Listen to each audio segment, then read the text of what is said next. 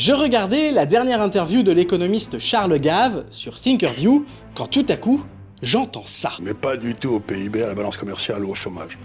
Ça, je m'en contrefous. Et là, je me suis dit, c'est vrai ça. Le PIB, on entend ce mot de partout, mais concrètement, tout le monde s'en fout.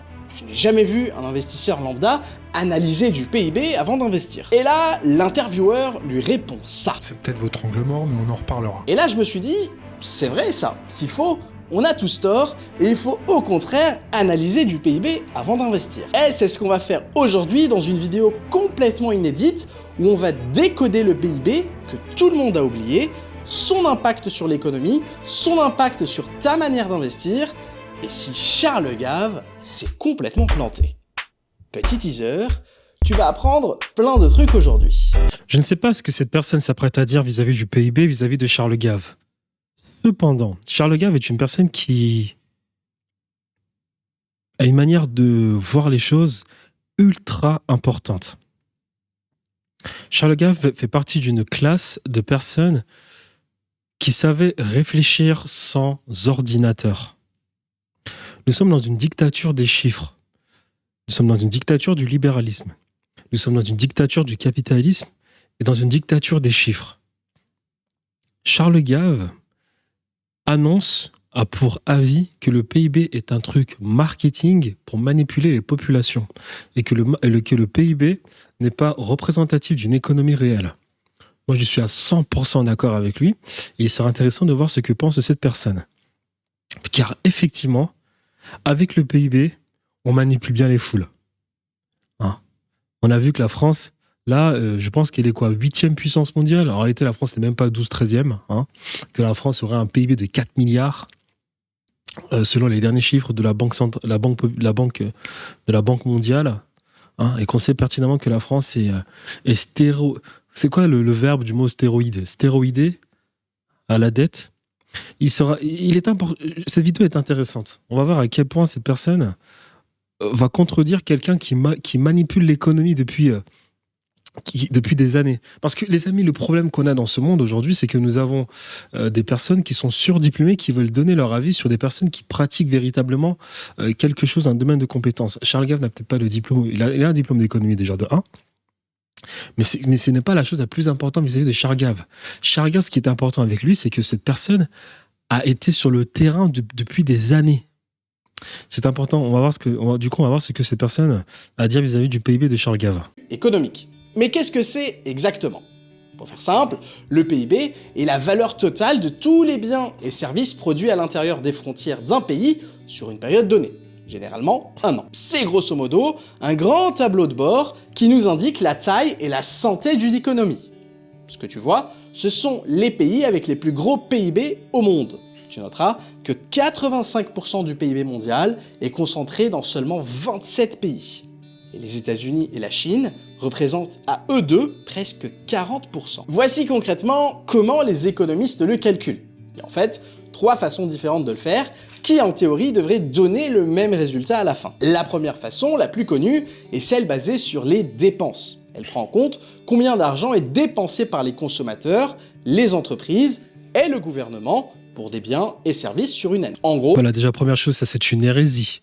Hein, l'économie, ce n'est pas... Tu peux pas baser une économie sur de la consommation. Hein, parce que tu peux avoir la plus grande, tu peux avoir le plus de demandes, tu peux avoir la plus grande demande de tous les temps, s'il n'y a pas d'offre derrière, à quoi ça sert? Donc déjà, ce calcul, il est biaisé. Donc, on en revient encore au marketing de l'économie, le PIB. À quel point c'est une arnaque.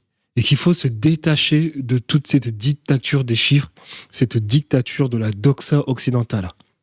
Première chose. Et je pense que Charles Gave parle de ça. Il dit que le marketing de l'économie de la consommation, le keynésianisme, ne veut absolument rien dire. Absolument rien dire. Tu peux avoir 10 personnes qui veulent acheter un iPhone, s'il n'y a personne pour proposer l'iPhone, ça ne sert à rien. Première chose. Oh, c'est comme si on additionnait tous les caddies et paniers de tout le monde. Pendant les périodes de fête, comme Noël par exemple, les dépenses des consommateurs peuvent provoquer des hausses notables dans les chiffres du PIB pour des raisons évidentes. La formule des calculs, c'est BIP égale C pour dépenses des consommateurs, plus I pour les investissements des entreprises, plus G pour les dépenses du gouvernement, plus la différence entre les exportations et les importations du pays. La deuxième façon de calcul est celle basée sur les revenus, qui additionne tous les revenus de la production au sein d'un pays. La formule pour le calcul, c'est BIP égale S. Alors, encore, je coupe, excusez-moi, encore une autre hérésie. Alors, le calcul sur les revenus. Comment est-ce que tu vas calculer la valeur ajoutée sur des personnes pour qui tu payes un salaire ? Parce que je pense que le calcul du PIB français se calcule à partir... Il y a 65% sur le PIB de l'État et 35% sur la plus-value du privé.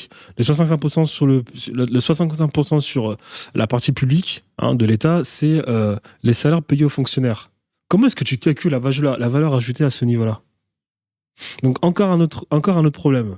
Mais on finit cette vidéo. Pour les salaires payés à tous les employés, plus L pour les loyers reçus par tous les propriétaires, plus I pour les intérêts. Et encore, Chalgarve parlait aussi d'un autre truc qui était important. Il parlait, là, il y a écrit loyer reçu par tous les propriétaires. Les amis, il n'y a rien de plus contraignant dans une économie qui se veut mobile et en santé que l'immobilier. Parce que l'immobilier, c'est quoi ? L'immobilier, c'est de la monnaie, c'est de la masse monétaire qui cesse de bouger parce qu'elle est parquée dans du béton. Derrière que tu ne peux plus réinvestir. L'immobilier, c'est quoi ? C'est des personnes qui font de l'argent et qui vont aller figer cet argent dans de l'immobilier. Comment est-ce que tu veux d'ailleurs faire une réallocation du capital et comment est-ce que tu veux d'ailleurs ensuite redynamiser une économie si tu bloques tout l'argent dans de l'immobilier ? Et Charles Gave, je pense que ça, il en parlait. Il en parlait. Il a aussi quelque chose dont il parlait vis-à-vis de l'immobilier que j'ai oublié, mais ça va me revenir. Pour l'instant, on va d'abord regarder la vidéo. Reçus par les prêteurs et investisseurs, prenant les dividendes, plus B pour les bénéfices des entreprises, plus T pour les taxes et impôts récoltés par le gouvernement, moins les subventions accordées par l'État. Et enfin, troisième approche de calcul qui est celle basée sur la production, qu'on appelle aussi le calcul par valeur ajoutée. Ah, donc c'est ce calcul-là dont je parlais tout à l'heure. Là, il va nous mettre le salaire des fonctionnaires. En fait, on cumule à chaque étape de production de la matière première jusqu'au produit fini. Prenons un exemple pour comprendre. Imaginons que la France ne produit qu'une seule et unique chose, des baguettes. L'agriculteur vend son blé à un moulin pour 100 millions d'euros. C'est donc la valeur ajoutée pour l'agriculteur. Le moulin transforme ensuite ce blé en farine et vend la farine à une boulangerie pour 300 millions d'euros. La valeur ajoutée par le moulin à l'économie est donc de 200 millions d'euros. La boulangerie fabrique du pain et le vend au consommateur pour 700 millions d'euros.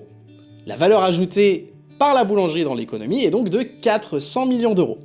Donc PIB total, selon cette approche, 900 millions d'euros. Bon, maintenant qu'on a vu les façons de calculer un PIB, et que c'est un indicateur économique crucial qui reflète la santé globale d'une économie, voyons voir son impact sur l'économie. Premier exemple d'impact, la politique gouvernementale.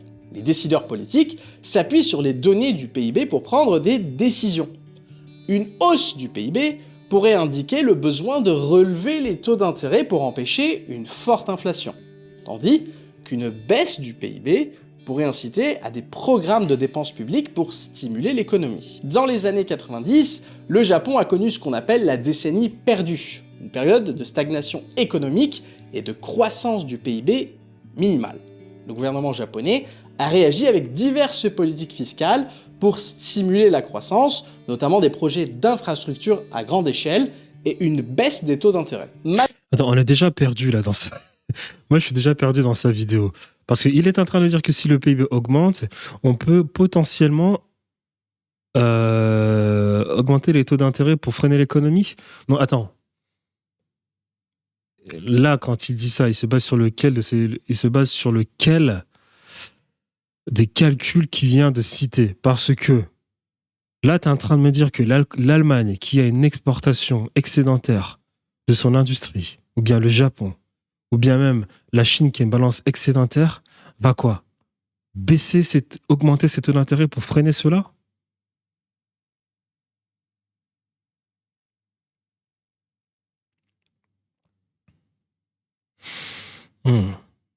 Malgré ces efforts, la faible croissance du PIB a conduit à une déflation prolongée et à une efficacité limitée des outils traditionnels de politique monétaire, ce qui a incité à des mesures moins conventionnels, comme l'impression monétaire, aka la planche à billets. Deuxième impact du PIB sur le taux de chômage et le niveau des salaires.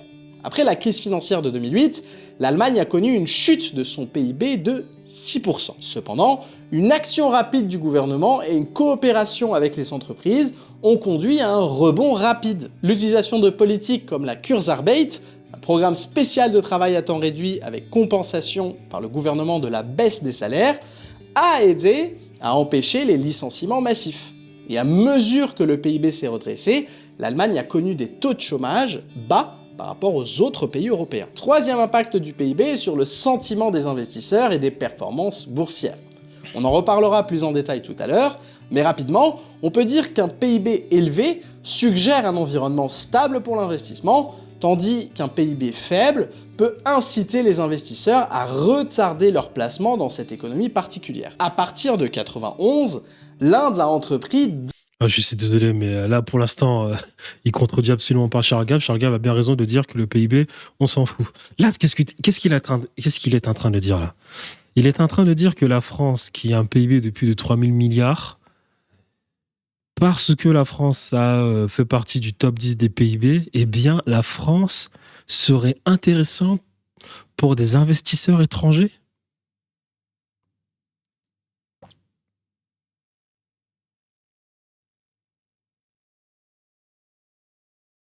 Tout le monde sait qu'il ne faut pas investir en France, hein, même les étrangers. Les étrangers qui investissent en France, c'est parce qu'ils ont d'ailleurs des garanties de l'État que l'État ira chercher l'argent dans le compte en banque, dans l'épargne des Français. Et ce qui permet derrière à la France de continuer de s'endetter, c'est parce que les Français sont les Français sont les personnes qui épargnent le plus, sont le peuple dans le monde qui épargne le plus. Donc ce n'est pas corrélé au PIB. Donc là, Charles Gave a raison. Je vais voir son raisonnement vis-à-vis de l'Inde. D'importantes réformes économiques qui ont conduit à une forte augmentation de son PIB.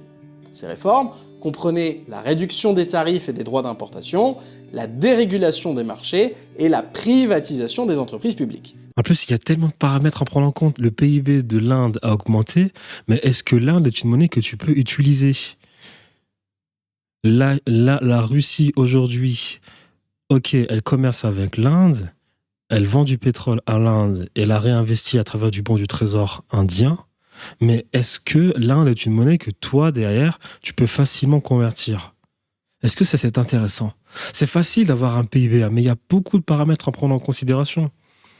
Et en plus, derrière, ouais, c'est ça, c'est-à-dire que l'Inde, son économie, elle est grandissante, mais est-ce que toi, derrière, déjà de 1, tu peux mettre tes billets en Inde ? Est-ce que tu peux changer ton monnaie facilement en Inde ? C'est pas si évident que ça. C'est pas si évident que ça. Donc, moi, pour l'instant, en plus, là, pour l'instant, il est en train de nous faire un cours très théorique.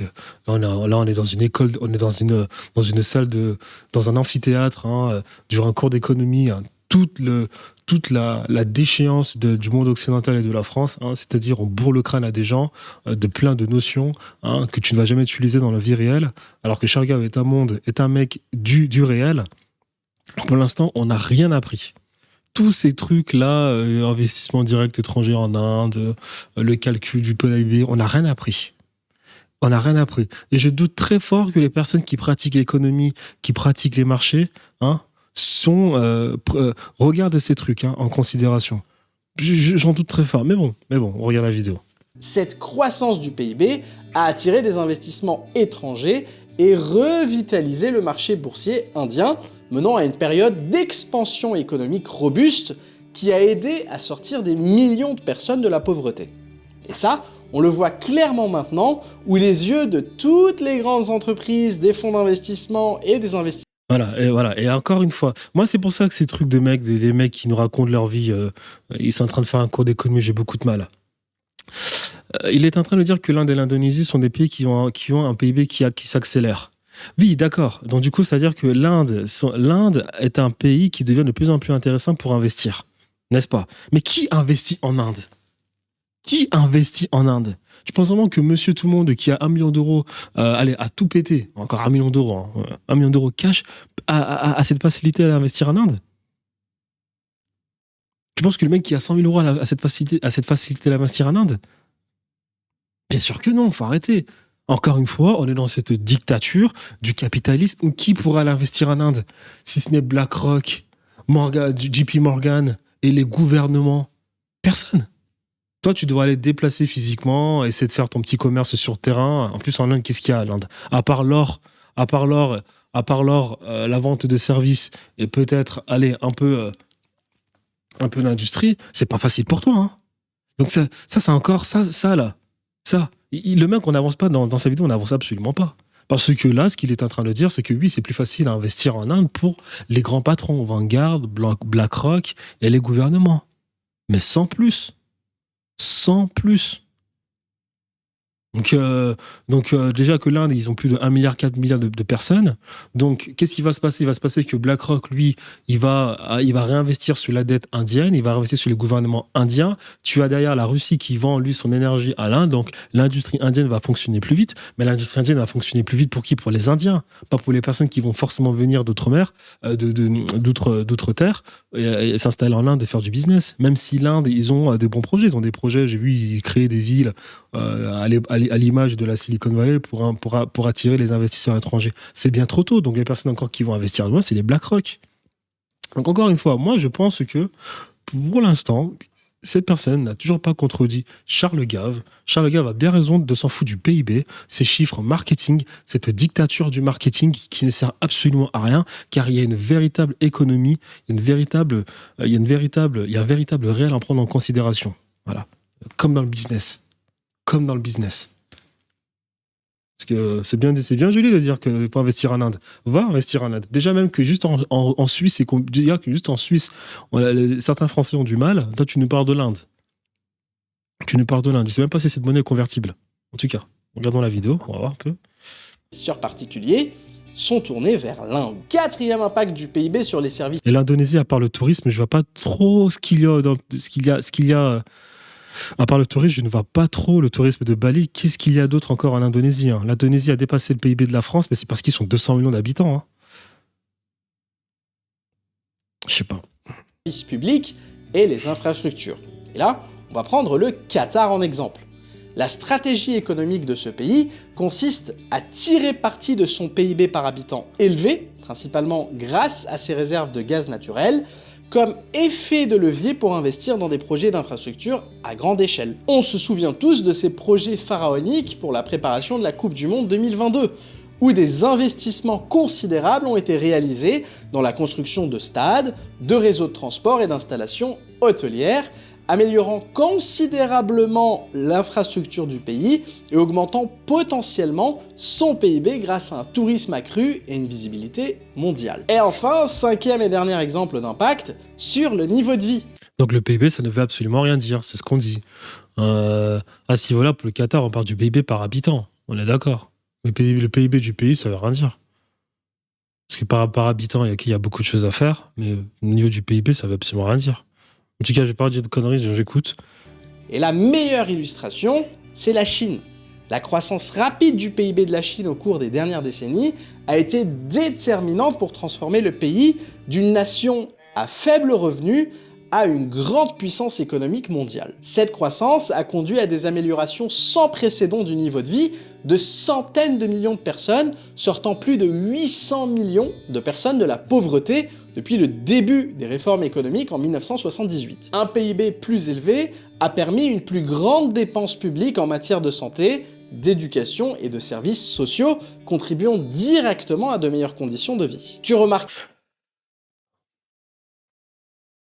À ce niveau-là, je ne suis toujours pas d'accord. Moi, j'ai encore un problème. Car lorsqu'on prend... Il a parlé du niveau de vie tout à l'heure, il a parlé du Qatar. N'est-ce pas? Moi, je te prendrai un contre-exemple des États-Unis d'Amérique. Les États-Unis d'Amérique, ils ont un PIB de 30 000 milliards de dollars. Quand tu vas aux États-Unis d'Amérique, tu n'as pas l'impression de voir le pays le plus développé de tous les temps. Donc, qu'est-ce que ça signifie le PIB à ce niveau-là? T'as 30 000 milliards de PIB des Américains. Je pense que beaucoup de personnes préféraient vivre dans un petit pays, juste la Roumanie, que les États-Unis d'Amérique. Parce que c'est 30 000 milliards qui en bénéficient. Donc non, moi, jusqu'à présent, j'estime que le PIB, Charles Gave a bien raison de s'en foutre. Ça ne veut rien dire. C'est quand tu te dis que les États-Unis d'Amérique ont un PIB de 30 000 milliards d'habitants, si tu te limites juste au PIB, et te dire que oh, ce pays a le plus grand PIB, donc c'est forcément le pays le plus développé du monde, bah tu vas dire, je vais aux États-Unis, il y a des buildings, je sais pas, et j'en passe. Non, tu vas à Los Angeles, c'est la merde. Tu vas à Los Angeles, c'est la merde. Tu vas à Los Angeles, c'est la merde. Tu vas à Détroit, qui était le premier état du pays, c'est devenu la merde. New York, c'est en train de devenir la merde. Los Angeles, c'est en train de devenir la merde. Et tu as une égalité, mais totale. Une égalité totale entre les gens qui s'enrichissent et les gens qui s'appauvrissent tous les jours. Donc, est-ce qu'on prend en considération le PIB à ce niveau-là ? Où on n'a jamais eu autant de pauvres aux États-Unis d'Amérique. Où tu vas aux États-Unis d'Amérique et tu as les routes qui sont dégueulasses et tu as des clochards de partout. Donc encore une fois, moi j'estime que Charles Gave a raison, le PIB c'est de la merde, c'est encore les dictatures des chiffres marketing qui ne bénéficient qu'à certains types de personnes, les personnes qui ont des portefeuilles de plus de 1 milliard, 2 milliards, 3 milliards, 4 milliards, 10 milliards, 100 milliards. Warren Buffett, Berkshire Hathaway, BlackRock et j'en passe. Parce que je suis désolé, les États-Unis ont un PIB de 30 milliards d'habitants, quand tu vas aux États-Unis t'as l'impression que c'est le tiers-monde. Désolé. On remarquera que sur tous les impacts dont on vient parler, le PIB est précurseur, donc ça peut être intéressant de l'analyser pour anticiper ce qui peut se passer dans un pays en particulier. Tout ça étant dit, passons aux chiffres du PIB, et si... Tu vois, ce qu'il vient de dire, c'est totalement faux. Tu ne peux pas tout simplement dire que les États-Unis d'Amérique ont un PIB de 38 milliards d'habitants, donc ça veut dire que cela est intéressant. Regardez, je prends l'exemple de la France. La France, chaque année, le PIB de la France ne fait qu'augmenter. 2500, 2700, 3000, 3002. Là, ils sont à 4 milliards. D'après les derniers résultats de la Banque centrale, t'as la Russie qui est 4e, t'as la France qui est 8e avec 4 milliards. Mais tu sais pertinemment, quand tu vois ça, tu sais pertinemment que la France s'endette de plus en plus. La France a fait faillite. Elle a 130% de son PIB de dette, et dans 95% des cas, un PIB qui atteint 130% de son PIB en dette fait faillite. Donc la France est en faillite. Voilà. Mais son PIB augmente. Donc là, il est en train de dire qu'un PIB qui augmente, bien qui paraît intéressant, pourrait donner de bons indicateurs vis-à-vis du pays. Bien sûr que non. Tu sais pertinemment que la France est endettée et que la France continue de s'endetter parce que il existe des gens dans un pays, dans un territoire qui économisent énormément et qui laissent l'argent dans des banques et ensuite d'ailleurs vont parquer cet argent dans de l'immobilier. Et que l'État ira chercher au travers des modifications du statut LMNP en immobilier ou bien tout simplement empêcher ces personnes de retirer l'argent des banques. Et c'est comme ça qu'un Qatari accepte derrière de dire « écoute, je te prête de l'argent, de toute façon, Macron, voilà, tu me garantis juste que tu iras chercher l'argent chez les Français s'il n'y a pas moyen. » C'est tout. Donc tu vois, le PIB, c'est une arnaque. Les États-Unis d'Amérique, encore pire. 30 000 milliards de dettes du pays des États-Unis d'Amérique, mais tous les jours, ça augmente parce qu'ils sont endettés. Là, les États-Unis d'Amérique ont 30 000 milliards de PIB. Donc les États-Unis ont 30 000 milliards de PIB, mais demain, t'enlèves aux États-Unis la monnaie, t'enlèves aux États-Unis demain le statut, le privilège impérial du dollar, cette monnaie de réserve, qu'est-ce qui se passe aux États-Unis d'Amérique avec leur PIB ? Qu'est-ce qui se passe ? Déjà que là, pour les États-Unis d'Amérique, leur PIB augmente tous les jours, mais c'est tous les jours de plus en plus compliqué. Pourquoi ? Parce que qui rachetait la monnaie américaine lorsque ces gens allaient faire la guerre ? C'est les Asiatiques. Principalement les Japonais. Ensuite, un peu de Belges, des Luxembourgeois, mais avant les Japonais, tu avais la Chine. Et la Chine ne veut plus acheter de la monnaie américaine. Donc la guerre aux Américains va coûter plus cher. Les Américains ne pourront plus se permettre de faire la guerre. Le Pentagone a officiellement admis que les États-Unis d'Amérique, avec tout leur budget militaire, ne pouvaient pas faire la guerre à la Russie et à la Chine. C'est l'officiel américain qui l'a annoncé. Donc qu'est-ce que ça veut dire le PIB ? Rien. Jusqu'à présent, cette personne, après 8 minutes de vidéo, est en train de nous faire un cours qui ne veut absolument rien dire. Et Charles Gave a bien raison de s'en foutre du PIB. Et vous devriez plutôt écouter des personnes comme Charles Gave qui pratiquent l'économie et ne la récitent pas après avoir lu des livres, après avoir eu un diplôme. C'est la tragédie de ce monde. C'est très surprenant venant de cette personne qui pourtant a l'impression de faire de l'entrepreneuriat. Parce que l'entrepreneuriat, tu sais pertinemment qu'il y a une différence entre retenir des choses qu'on apprend dans un livre et la réalité du terrain. S'il existe un chiffre idéal ou minimum, disons que ça dépend principalement du niveau de développement de chaque pays. Une croissance du PIB de X% peut être excellente en France, mais catastrophique en Inde par exemple. Pour les pays développés comme... Bon, non, une croissance X% du PIB en France veut tout simplement dire que la France ne fait que s'endetter. Tant que Ce qu'il vient de dire n'est réel que si la France ressort de l'euro. Cette personne devrait être un peu plus humble, hein, quand t'as un mec de 80 ans qui a manipulé les marchés depuis 50 ans.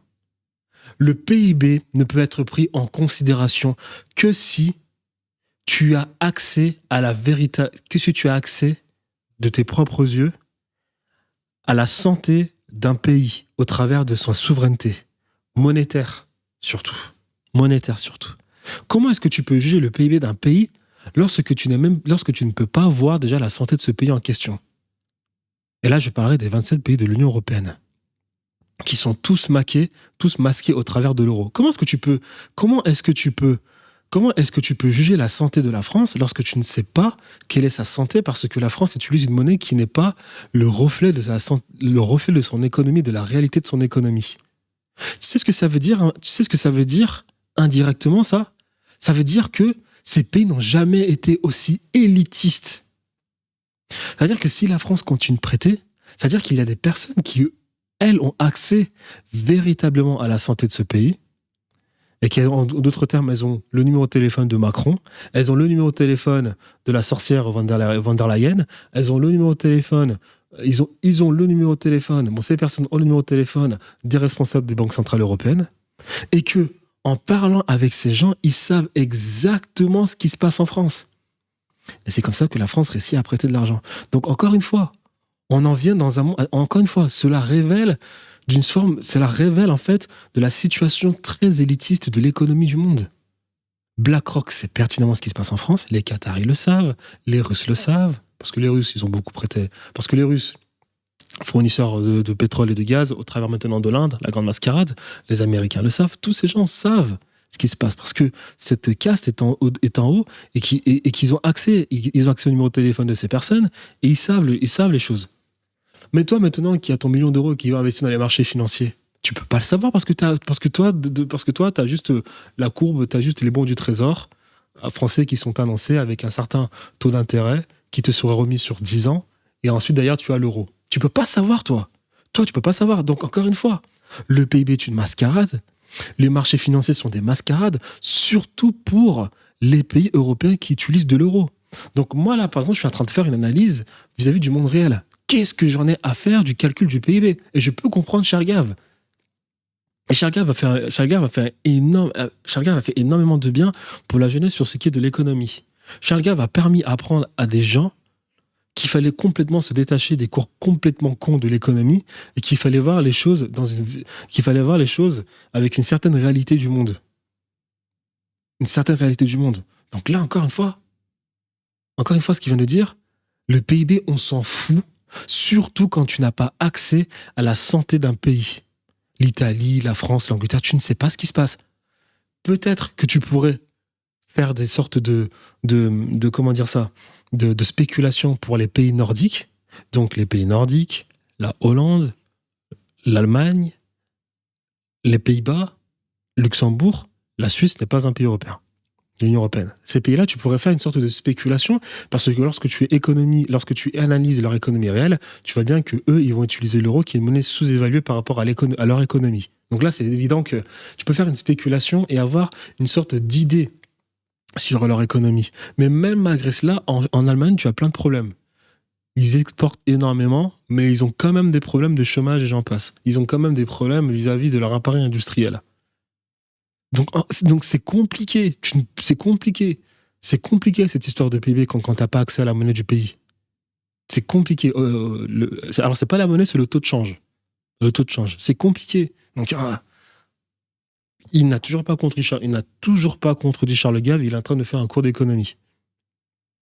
À la rigueur, ce qu'il aurait pu faire, c'est de prendre des vidéos de Charles Gave, comme ce que je suis en train de faire moi, parce que c'est déjà plus vivifiant pour une chaîne YouTube. Parce qu'il n'a pas contredit Charles Gave, il est en train de faire un cours d'économie. Ce qu'il aurait pu faire, c'est de prendre des passages de Charles Gave, et parce que cette personne visiblement a l'air de s'y connaître en économie, eh bien, parler comme moi je parle et démonter Charles Gave sur certains points. Mais Charles Gave, tu vois, il raconte peut-être des conneries pour ce qui est de la politique, parce que moi, Charles Gave, je suis absolument pas d'accord avec ce qu'il dit. Je suis absolument pas d'accord avec Charles Gave sur pas mal de ses prises de position en politique. Il dit que c'est un homme de droite libérale, alors que pour moi, le libéralisme, c'est de la gauche. C'est même pas pour moi. quand tu es rigoureux sur l'histoire du monde et de la France, le libéralisme est un mouvement de gauche. Lorsqu'une personne te dit que je suis je suis un homme de droite libéral, non, cet homme est un homme de gauche. Le libéralisme, c'est la philosophie des Lumières. Le libéralisme, c'est la monarchie constitutionnelle. Le libéralisme, c'est stop à la monarchie absolue. Le libéralisme, c'est le libre-échange. Le libéralisme, c'est les marchés. Le libéralisme, c'est le suffrage universel, c'est la liberté d'expression, c'est liberté, égalité, fraternité, c'est les libertés individuelles. Donc, il n'y a rien de plus gauchiste que le libéralisme. Donc, vous voyez, je ne suis pas d'accord avec Charles Gave pour ce qui est de tout ce qu'il dit, surtout en politique. Mais pour ce qui est de l'économie, Charles Gave, il maîtrise son sujet. Je suis désolé. C'est un homme de terrain. Et en plus, Charles Gave, il en parlait. Il disait quelque chose d'intéressant. Il disait quoi? Il disait qu'on nous sommes arrivés dans une situation maintenant où on a une dictature de l'économie, où l'économie est devenue des mathématiques. Alors que de base, l'économie, c'est une science. Ce n'est pas des maths. La science est inexacte. La science, tu peux émettre des thèses. Là, tu peux émettre des thèses, mais ces thèses seront toujours approximatives. L'identité parfaite de la science se veut approximative. Et Charles Gave en parlait, il expliquait que par exemple la loi de Pareto que tout le monde utilise, le 20-80, n'est pas forcément une loi qui est vraie.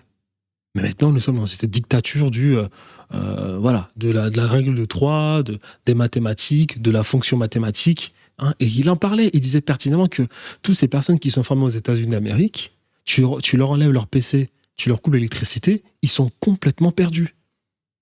Ils sont complètement perdus. Et moi je pense que c'est la tragédie de ce monde. Plus personne n'est sur le terrain, à part les entrepreneurs.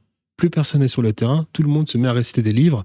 Et comme Charles Gave l'avait dit, vous pouvez avoir tous les diplômes du monde, ça ne veut pas forcément dire que vous êtes quelqu'un d'intelligent.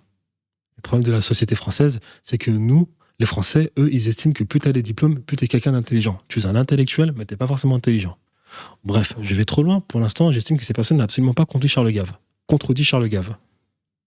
Comme les États-Unis, la France ou le Japon, une croissance annuelle du PIB de 2 à 3% est considérée. C'est pas parce que l'Inde a son PIB qui augmente que cela veut dire que l'Inde est intéressante. Je vais vous encore une fois, donc cette personne dit n'importe quoi, parce que, encore une fois, Charles Gave a bien raison de dire que l'économie, que le PIB, on s'en fout, parce qu'il faut retenir le réel. La seule chose qui compte, c'est le réel. Ce n'est pas parce que l'Inde a un PIB qui augmente tous les jours que cela veut dire que moi, qui ai de l'argent dans un compte en banque, je peux facilement aller m'installer en Inde et commencer à faire du business en Inde.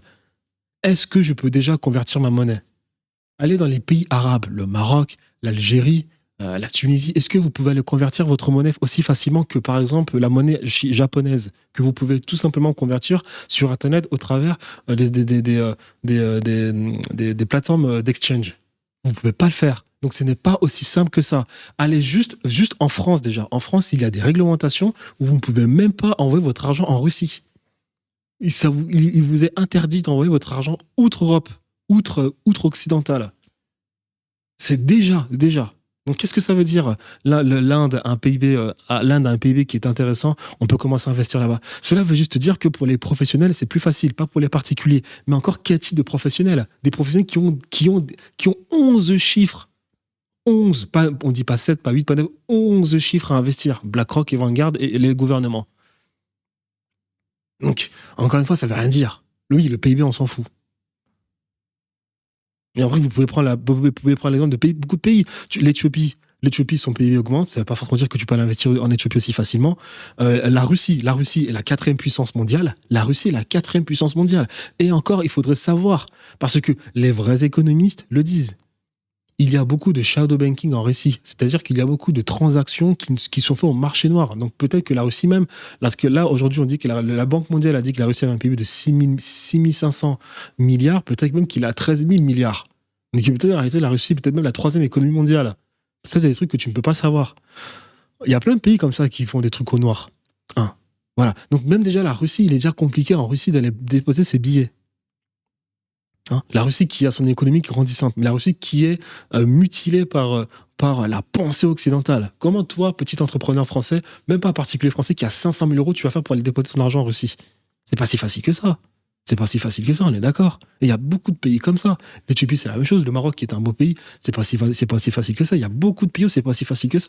Donc, qu'est-ce que ça veut dire? Qu'est-ce que ça veut dire? Ah, le PIB grandit, on va pouvoir investir. Ça veut tout simplement dire que les grands patrons, eux, oui, BlackRock, Larry Fink et j'en passe, eux peuvent aller mettre leur argent parce qu'ils ont accès à toutes les plateformes d'exchange, ils sont indépendants, ils ont le numéro des banques centrales, ils ont le numéro des gouvernements, ils peuvent directement aller acheter les trésors les bons du trésor de l'État qui émet des obligations facilement, contrairement à toi qui doit passer par des exchanges, qui doit faire des dérogations. Voilà, donc c'est cette économie réelle qu'il faut prendre en considération que des chiffres sur le calcul du salaire payé, impayé et j'en passe. Donc il a toujours pas compris Charles Gave et pour l'instant il récite son cours d'économie. Et comme saine, cette fourchette est durable et se traduit par une croissance stable de l'emploi, une faible inflation et une amélioration du niveau de vie. Tandis que les pays en voie de développement, comme l'Inde par exemple, le Mexique ou même la Chine, visent une croissance plus élevée de l'ordre de 5 à 7% par an pour améliorer rapidement son niveau de vie et rattraper les économies modernes. Ces pays ont plus de marge pour croître et peuvent soutenir des taux de croissance plus élevés sans pour autant d'avoir plus de risques d'inflation. Ça, ce sont les taux idéaux pour chaque type d'économie. Le taux minimum, acceptable, est généralement le même que celui de la croissance de la population, car ça garantit que le PIB par habitant ne diminue pas. Si le taux de croissance du PIB d'un pays est inférieur à son taux de croissance démographique, cela peut entraîner une baisse du PIB par habitant, reflétant potentiellement une baisse du niveau de vie. D'ailleurs, Toi qui viens de le dire, il est en train de se contredire, donc le PIB, on s'en fout. Parce que si il y a plus de personnes, si le taux de natalité augmente, bah forcément que le PIB va augmenter, mais ça ne veut pas forcément dire que le pays se développe économiquement parlant. L'Indonésie qui a un PIB au-dessus de la France, ça ne veut pas forcément dire que tu iras mieux vivre en Indonésie qu'en France. Donc il est en train de se contredire, on est d'accord, si j'ai bien compris. Corrigez-moi en commentaire si je me trompe. parlons-en du PIB par habitant, qui est simplement calculé en divisant le PIB d'un pays par le nombre d'habitants de ce pays, ce qui donne la production économique moyenne par personne, avec la fameuse carte du PIB par habitant à travers le monde. Pour l'anecdote, les plus fortes valeurs dans le monde sont le Luxembourg avec un PIB par habitant de 131 000 $, l'Irlande et la Suisse avec 108 000 $, Singapour 88 000 et les États-Unis 85 000. Attention, ce n'est pas le salaire moyen d'un habitant de ces pays. Pourquoi le PIB par habitant est important? Parce que c'est un instantané de la performance économique d'un pays. Il permet de comparer les niveaux de vie à travers les pays. Le PIB de la France, l'année dernière, est par exemple de 2800 milliards de dollars. Et celui de l'Inde est de 3400 milliards. Par contre, le PIB par habitant français est de 41 000 $, tandis que celui de l'Inde est de seulement 2400 $. Donc là, vous êtes en train de vous rendre compte qu'il est clairement lui en train de dire que le PIB, on s'en fout. Hein. Il est en train de le dire lui-même, là. Il est en train lui-même d'annoncer, il est en train lui-même de confirmer ce que Charles Gave vient de dire, que le PIB, on s'en fout. À la rigueur, on peut regarder le PIB par habitant. À la rigueur, ouais. C'est déjà plus représentatif. Mais le PIB, on s'en fout. Il est en train de lui dire lui-même. Hein. Donc l'Inde produit plus de richesses que la France, mais le niveau de vie français est 17 fois plus élevé que l'indien. À noter qu'un PIB par habitant en croissance signifie donc une économie en croissance et un niveau de vie qui s'améliore. Maintenant que tout ça est dit et que tu maîtrises désormais parfaitement le concept de PIB, voyons voir quel est, ou devrais-je dire, quel devrait être son impact sur tes investissements. Comme on va le voir, le PIB peut avoir un rôle à jouer dans la façon dont tu répartis tes investissements, à travers les classes d'actifs, les différents secteurs et les différentes géographies. Géographiquement, et comme on l'a vu, les pays développés et les pays émergents ont différents taux de croissance idéaux. Les pays émergents devant avoir une croissance plus élevée, le marché des actions est censé suivre également cette tendance. Quand la croissance du PIB d'un pays émergent bat de l'aile, ça donne une indication sur la potentielle performance boursière à venir du pays. Ouais, bah tu vois là, ce qu'il dit véritablement est vrai.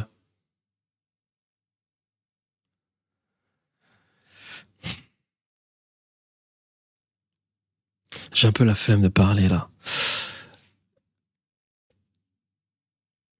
Quand tu refais une analyse profonde de l'économie des pays émergents et des pays développés, tu te rends compte très rapidement que déjà de 1, alors le pays développé, lui, son taux de croissance est déjà plus bas. On est sur du 1 à 3% déjà par an. Même Charles Gave va en parler. Ce qui est le plus intéressant pour les pays émergents, c'est plutôt s'intéresser au marché obligataire, c'est-à-dire l'État.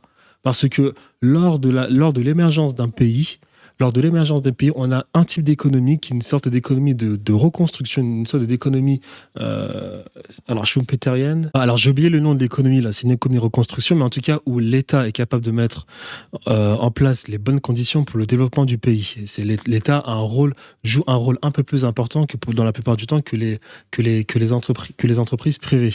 Donc il est peut-être plus judicieux d'abord dans un pays émergent, un pays qui reconstruit ou bien un pays qui se développe, qui fait des choses qu'on sait déjà faire parce qu'il est en train de copier dans d'autres pays, notamment les pays occidentaux. Il est plus judicieux d'investir dans les obligations, c'est-à-dire ces dettes émises par les États.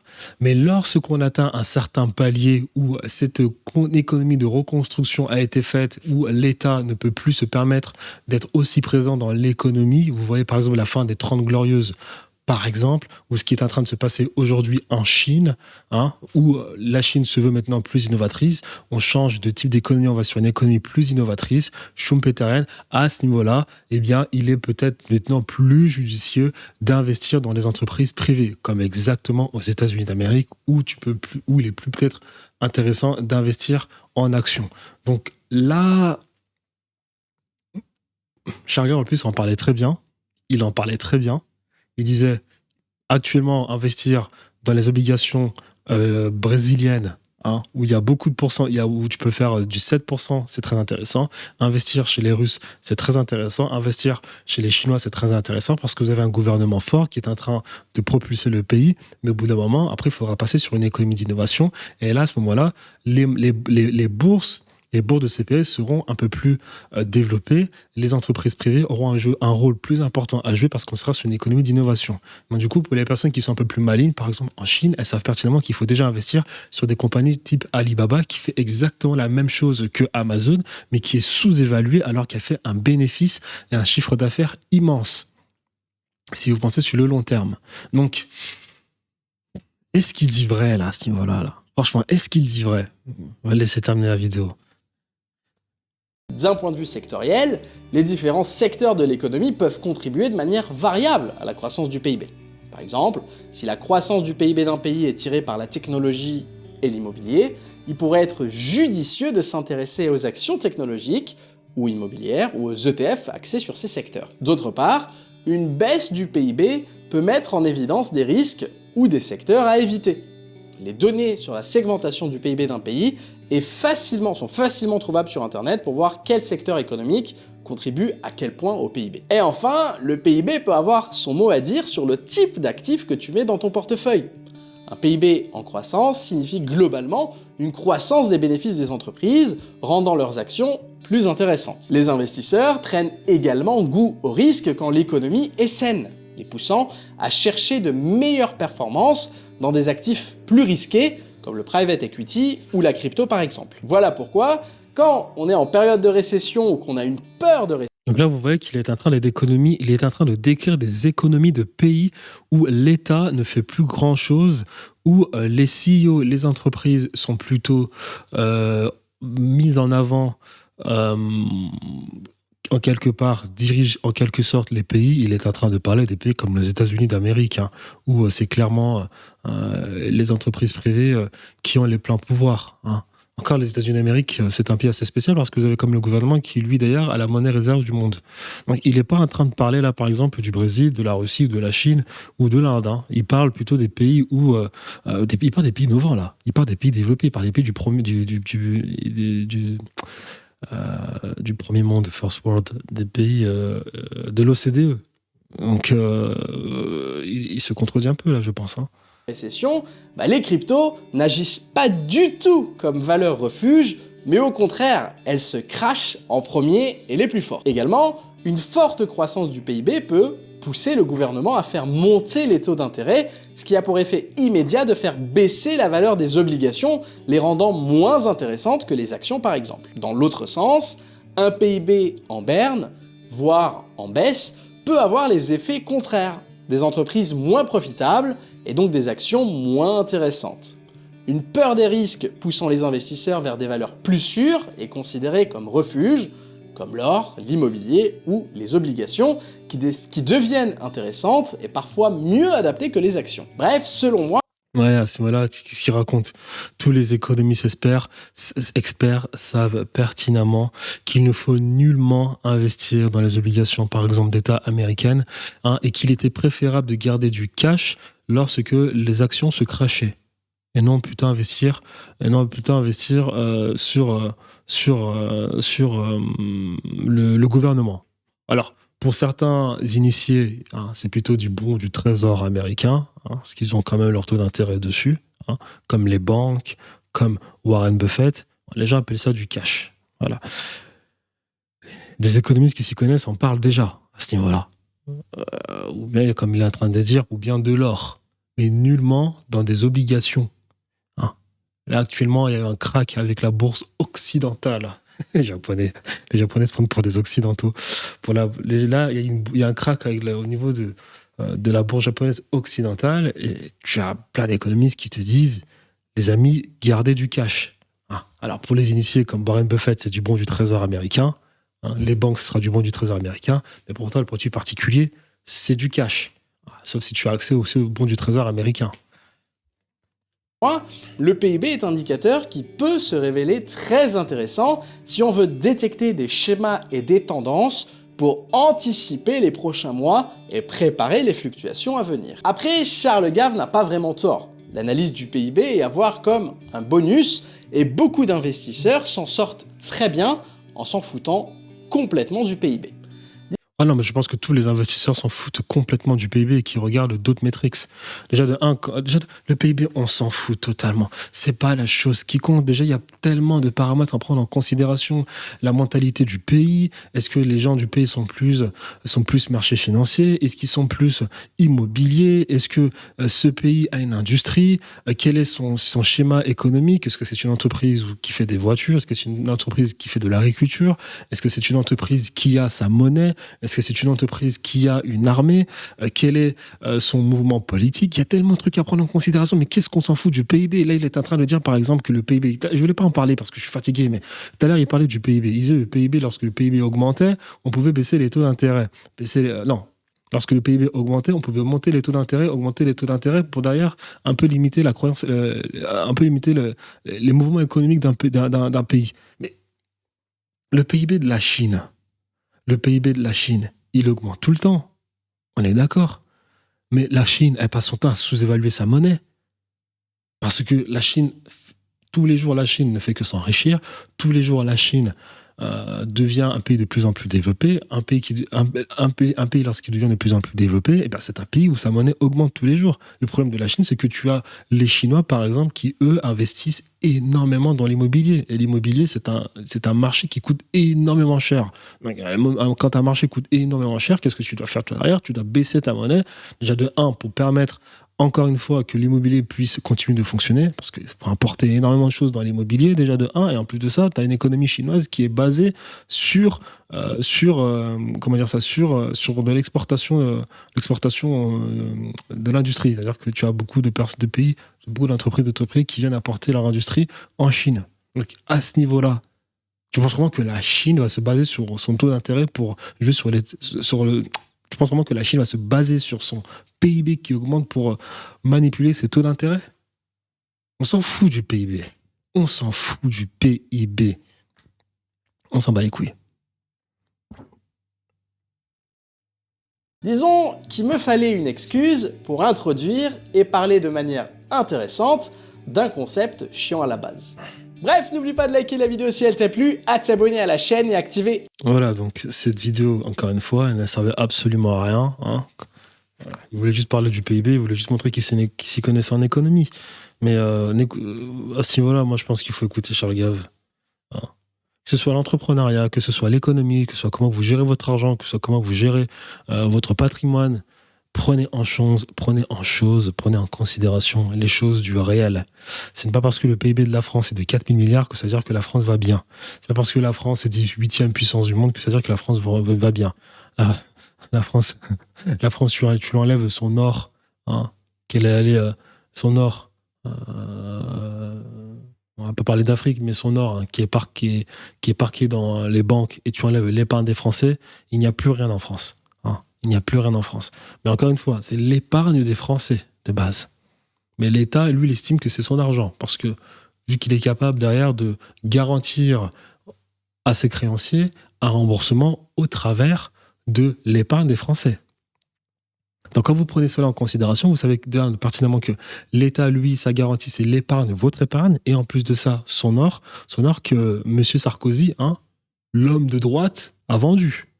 Il avait vendu une partie de l'or. Hein. Quand vous considérez cela, quand vous prenez cela en considération, vous ne pouvez pas considérer que le PIB de la France, de 4 milliards, est représentatif de la santé du pays. Donc le PIB ne sert à rien. Voilà, ces personnes voulaient juste faire un cours d'économie, ils voulaient juste la racler. En tout cas, moi je pense que Charles Gave a raison, le PIB, on s'en fout. On s'en fout. Les États-Unis, premier PIB du monde, quand tu vas aux États-Unis d'Amérique, c'est le tiers-monde. Ce pays, c'est le tiers-monde. Bonne journée.